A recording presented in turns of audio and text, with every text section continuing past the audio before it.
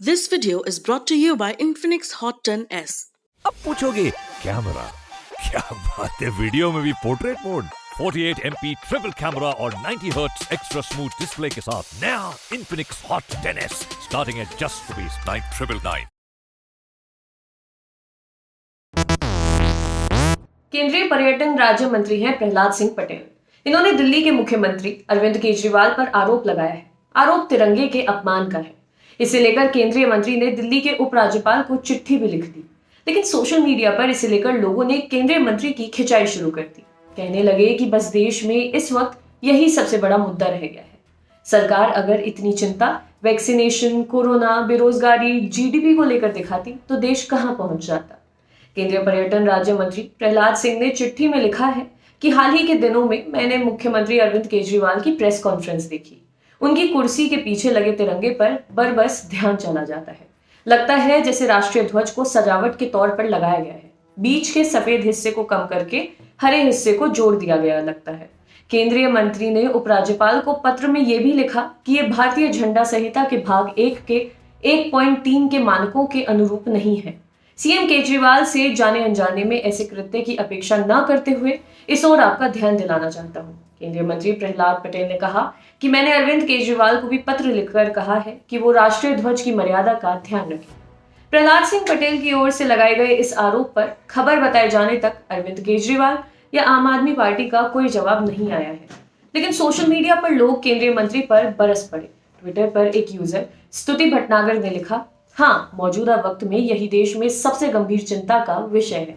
शीतल सकपाल नाम के यूजर ने लिखा कि प्रहलाद पटेल के तिरंगा सजावट मंत्री हैं या कुछ और, उनका काम असल में है क्या। कई लोगों ने लिखा कि अगर इतना ध्यान कोरोना को हराने में लगा देते तो देश की ये बुरी हालत नहीं होती। हर दिन हजारों लोगों की मौत हो रही है, लेकिन केंद्रीय मंत्री की प्रायोरिटी देखिए। कुछ लोगों ने इसके साथ पीएम मोदी को भी लपेट लिया। आकर्ष धवन ने लिखा कि क्या ये प्रेस कॉन्फ्रेंस की बात कर रहे हैं, पीएम मोदी अब प्रेस कॉन्फ्रेंस भी कर रहे हैं। दरअसल 15 अगस्त 2018 को अमित शाह बीजेपी अध्यक्ष के तौर पर दिल्ली स्थित पार्टी कार्यालय में ध्वजारोहण कर रहे थे। जैसे ही अमित शाह ने तिरंगा फहराने के लिए रस्सी खींची, तिरंगा नीचे आ गिरा, जमीन को छू गया। इसके बाद शाह ने रस्सी खींचकर तिरंगे को दोबारा ऊपर किया। इस घटना के बाद अमित शाह कांग्रेस के निशाने पर भी आ गए थे। कांग्रेस ने वीडियो ट्वीट करते हुए कहा था कि जो देश का झंडा नहीं संभाल सकते वो देश क्या संभालेंगे। उसी दिन यानी कि 15 अगस्त 2018 के ही दिन पीएम नरेंद्र मोदी ने लाल किले से तकरीबन 80 मिनट का भाषण दिया।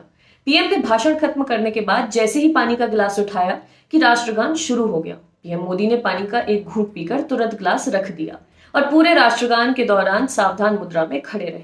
इस वाक्य का वीडियो भी इंटरनेट पर मौजूद है। अब आपको बताते हैं कि कब कहां फहराया जा सकता है तिरंगा।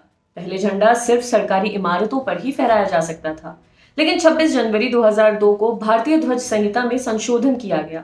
देश के आजाद होने के 55 साल बाद देश की आम जनता को भी अपने घरों, ऑफिसों, फैक्ट्रियों और दूसरी जगहों पर झंडा फहराने की छूट दी गई।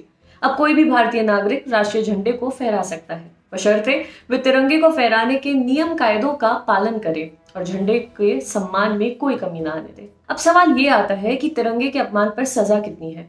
Prevention of insults to national honour act 1971 के तहत राष्ट्रीय झंडे और संविधान का अपमान करना दंडनीय अपराध है। ऐसा करने वाले को 3 साल तक की जेल या फिर जुर्माना या फिर दोनों की सजा हो सकती है। इसी तरह राष्ट्रगान को जानबूझकर रोकने या फिर राष्ट्रगान गाने के लिए जमा हुए लोगों के लिए बाधा खड़े करने पर भी अधिकतम 3 साल की सजा दी जा सकती है। इसके साथ जुर्माना भरने का भी आदेश दिया जा सकता है। आपके लिए खबर लिखी थी हमारे साथी आदित्य ने। शुक्रिया।